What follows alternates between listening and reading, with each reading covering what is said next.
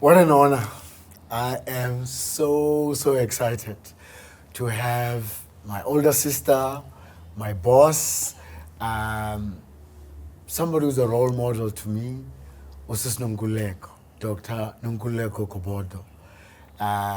Somebody who has blazed a trail in executive roles and in boards across the country.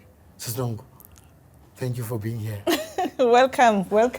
I've been so welcomed. Thank you. One of those people that has been a constant in my life. Somebody who's always set the bar.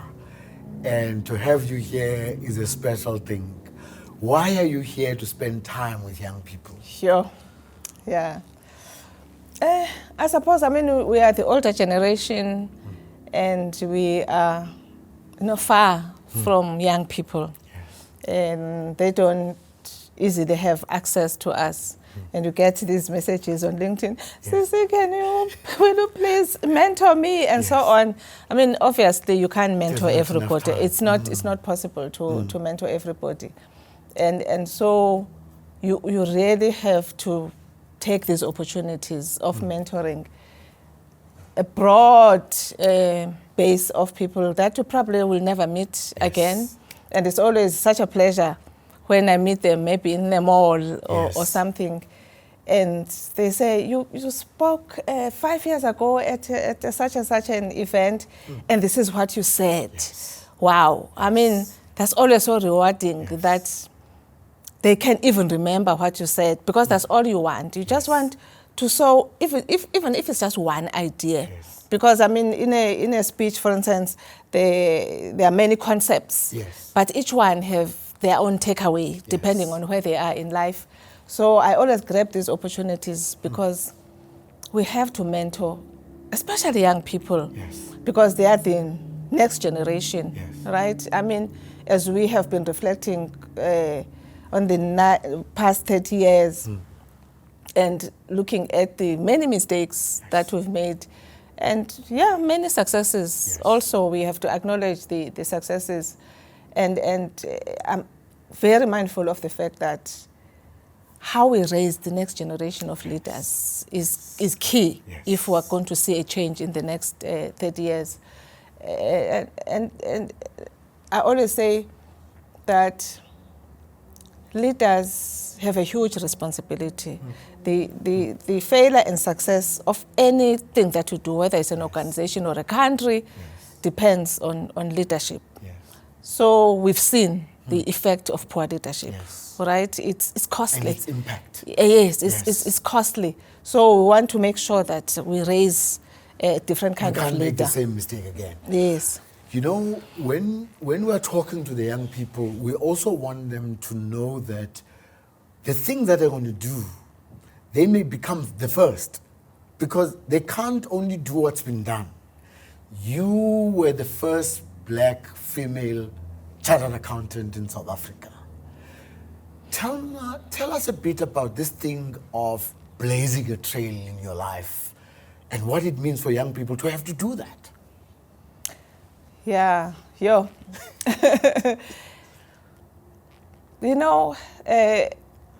I never wanted to be the first. I never thought I would be the first or anything like that.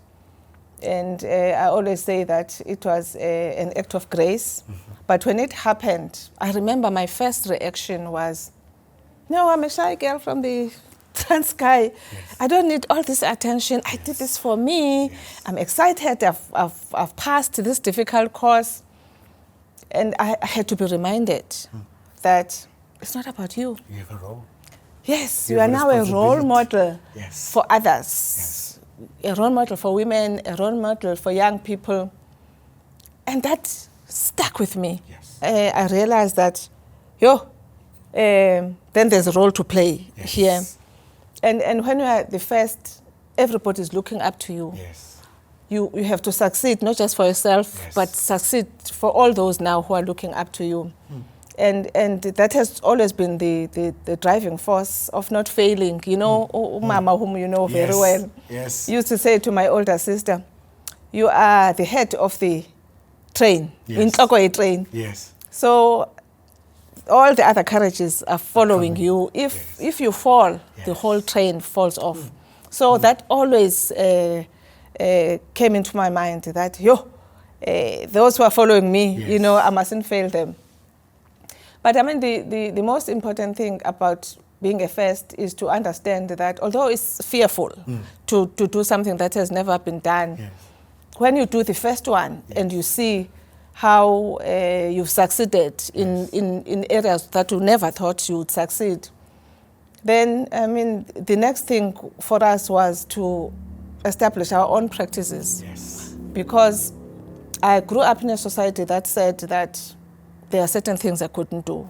And I just refused to allow a system to tell me who I am and what I can do and what I can't do. And so I had this determination of proving to myself and others that there's nothing I couldn't do as a black woman. And again, it's unheard of at the time to build an audit firm by a black woman. Exactly. Right? So I remember when I came up with this idea of opening my own firm, everybody was fearful, including my father. Then how are you going to compete with these big, with these big accounting firms? I mean, the whole community was trying to discourage me because they were just so fearful of how am I going to do this? How am I going to compete with big international firms? And I mean, at times like that, I mean, you are facing your own fear.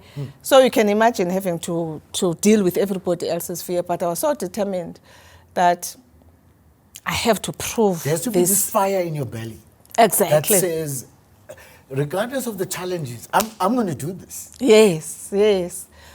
So so they would come up with ideas. No, because I used to be a lecturer. At least lecture part-time. I'd be like, no, I have to succeed here. If I have a cushy side lecturing job, I'm not going to be able to succeed. So I want to say to young people that, I mean, when we had that measure of SizweNtsalubaGobodo, we were doing something that had never been done. There had never been a big black accounting firm. No. I think you're jumping. There's your firm. That was the big thing. And as you said, everybody was, you can't do this. Then you do it. Then people will say, okay, you should be satisfied. You say, no. We must merge our companies and build a large black firm that now competes as a big firm, which is the SNG we have today. Talk about that. Yeah, I mean, this is a journey that, when young people look to us and they see us where we are now, they don't realize that, no, this big SNG thing took 30 years, right? It started in Lorry Street in Amtata with just myself and the PA. But you must never be satisfied with this. And you know, there's a Bible verse that says, do not despise small beginnings. Because you can walk in this quiet office, it's just myself and the PA, and think this is the end of it. But as a visionary, you need to understand that it doesn't stop here, right? Once you achieve that, because I mean, that's a big achievement in itself, that you are able to sustain your small practice, and you see it grow to 2 offices in the Eastern Cape, 30 clerks and things like that, that you never thought was possible. And then you dream again, right? A bigger picture. I was telling them in the session how I was so awake in 1994 to realize that this is a moment in time, and if I don't seize this moment, I'll never grow my practice, which is where Gobodo Incorporated was born in 1996. And again, we're doing things that were never done. You know, there was no medium-sized black accounting firm. So when you do something that has never been done, there's a lot of responsibility because people expect you to fail. So you've got to make sure that you do everything right. I was telling them that when we planned that venture with those young people who were managers in the big accounting firm, we spent a whole year planning that, right? Being supported by someone like Peter Moyo, who was already a senior partner in a big accounting firm. Again, this thing of supporting one another, you know, And because we were so meticulous in the planning, because we didn't want to fail. So don't rush into a venture. Prepare yourself. Properly. Do something properly. Plan your venture. Do everything that is necessary to make sure that you succeed, because you may fail. Yes. It's fine, but you must not fail because you didn't do your homework. Now, with everything you've done and achieved in different boards, in different companies, you write this bestseller, Awaken. Why the book and why the name? And what does it stand for? And then the movement you're starting. Tell me about that. I mean, people are saying that, where's the book, Sis Nungu? Where's the book, Mam Nungu? Yes. And I was thinking, a book? Yeah. I mean, I'm just an accountant. Yes. How can I even write a book, start writing a book? And at some point, I mean, the pressure was just too much. I thought, okay, I'll get someone to write the book. But God really challenged me around this book. And, you know, because there was this sense that no one can tell my story better than myself, you know? Yes. And I was in this dilemma of, I know the truth. Yes. I know that I've made mistakes in life. I know that there were ups and downs in life. And there's a choice of just picking all the beautiful nices, parts yes. So that I can save myself from embarrassment. Yes. And this responsibility of wanting to tell the full story so that any young person who picks up my book knows that when they are going through challenges, they can know that challenges do not define who we are, you know. Challenges are often stepping stones to something bigger, because when you go through a challenge, you have an opportunity to grow, to expand your horizon, and be prepared for something bigger. Because we have a society that frowns on failure. On failure, yes. You know, and not understanding and appreciating that failure is a cooking pot, you know, for something within you that you didn't realize you had to emerge, so that you can do something bigger or do it better. So I've been so rewarded by how my book has been received, and how even those thorns in the rose were received, you know, because and how the authenticity comes through. Because I sometimes will read a book about a person, and the book and the person are two different people. When the book is about you and people know you, the book resonates. And people actually find that those mistakes or problems, I also have some, and she's been bold enough to share them. Oh my word, she's normal. I'm also normal, right? That was the whole point. Yes. That was the whole point. Everybody can find themselves in my book, you know. Because people are learning from others, those who have come before them. And if we only share the successful stories, people can't aspire, because they're looking at themselves and they're saying, yo, I can never reach where Sis Nonku has reached. But when they read the book and find that, no, I'm just normal, you know, they will also realize that even if I'm facing this challenge now, I can still make it. If Sis Nonku overcame a challenge of falling pregnant at age 17 and still made such a success of her life, my little failure is really nothing. You know, I can also make it in life. Very important. As the country is going through change, with the disappointments we've had of our leaders, where society is going, you decided to start a range of conversations. Tell us about these conversations and why. Yes, I mean, I've always had a burden around race and gender inequality. And I mean, over the years, you contributed in your own way. You by your own, achievements, you sort of disproved the myths about who I am as a black woman, and so on, and you sort of think I've done my part, I've contributed, but upon reflection, I just realized that, this whole problem is out there. And if, as this generation, we don't contribute towards solving it, we will really face the next generation, because it means they have to start where we should have, We didn't complete our part. Exactly, we didn't complete our part. So it is that driving force of just having the courage to say, although it is a big problem, we can chip away at it. Chip away at it, because then wherever I leave it, the next generation at least can build from there, But if I do nothing, they have to start from scratch.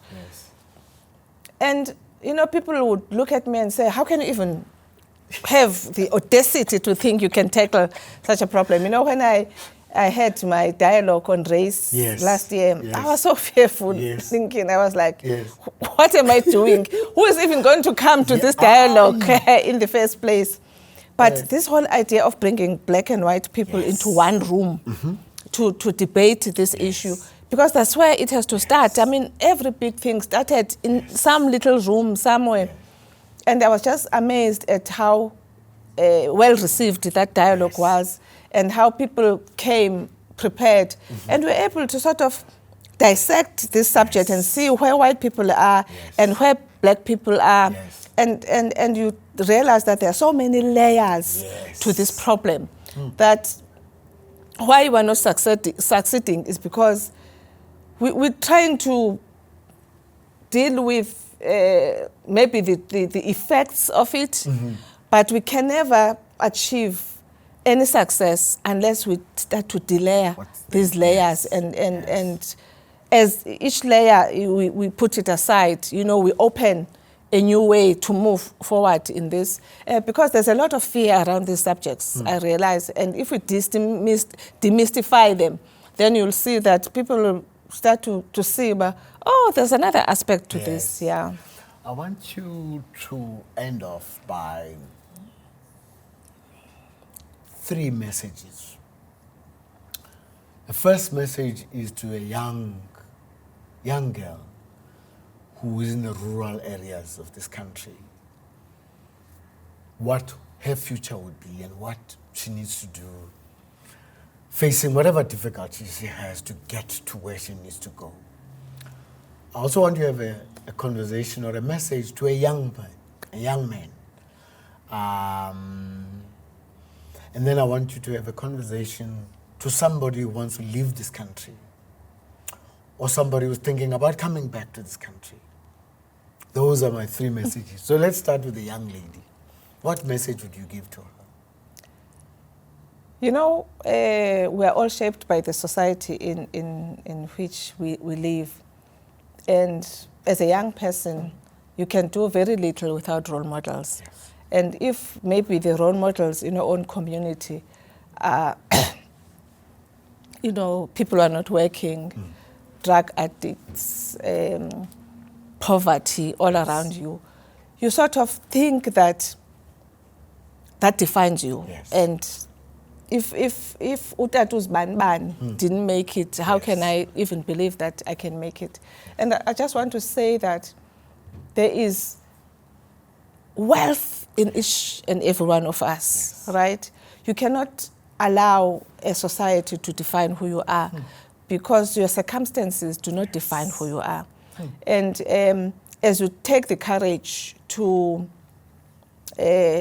disrupt the status quo by deciding that I'm not going to end up like this. I'm not going to follow this path that's defined for me. Exactly. And that defiance will always be rewarded, because you'll surprise even yourself, because when you get to Wits, for instance, and you are in Johannesburg, you've never been even out of your small town, and you see yourself making it at Wits, then imagine if you had listened to the naysayers who said, Who are you? yes, To get there. to even think that you can Yes. get there. Yes. That, And the young men. to young what men, do you say to this young man? you know, I know our society is changing, and there's a lot of emphasis around women empowerment. Yes. And you can see that men are starting to wonder, what about us? Who are we then? And maybe we're now neglected and we're not important. And I want to say to that young man that you also have a future, right? And don't be discouraged by the fact that there's a lot of emphasis on women, because, I mean, there's a past that we have to deal with, and so on. But this country will be built by both men and women. Yes, we need all the skills. Women empowerment is not anti-men. Exactly. It's affirming what needs to be affirmed.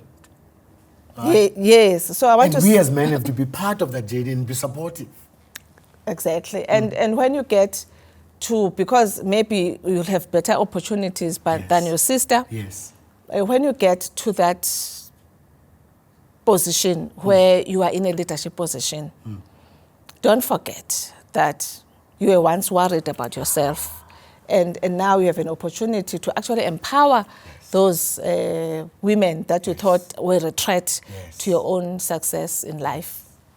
And those who want to leave the country or thinking about coming back, because we also lost not just black talent, but I mean white talent, but a lot of black talent, people who are just discouraged by the conditions we are. I just want to say that we ask for change, right? And we see our country changing. We don't know what that change has in store for us. But I want to say to all of us that we can't wait for the change to define itself. We have to define the change. We've opened the door. Let's go in and make the change. Huh? Exactly. So it's all of our responsibility. I was telling them in the group that white people are now getting back into government. They never thought they would be back in national government. And they're not going to go there and play. And you think that only government will change. Corporate South Africa will change. If as black people, we think that we've asked for this change, someone must do this change for us, we have a contribution to make to shape this new South Africa that we've been wanting all these 30 years. So the next 30 years, all of us now must say, we're starting afresh, guys. Exactly. Let's build wherever you are, in that little position as the head of a department, you can contribute to the South Africa we want. So it's everybody's responsibility. We don't want, after 30 years, to look back and look at another failure. No, we can't afford that. Wow. SizweNtsalubaGobodo, a huge thank you. Somebody that has supported me in working to turn around the company. You've set the standards. You've been holding us accountable. You have been clear, direct, and what we see as success in our own company is because people like you played their part to make a company that was in trouble to be a company that's succeeding. And you're challenging young people to play their part in their environment. Thank you for being the inspiration that you are. Thank you for being the role model that you are.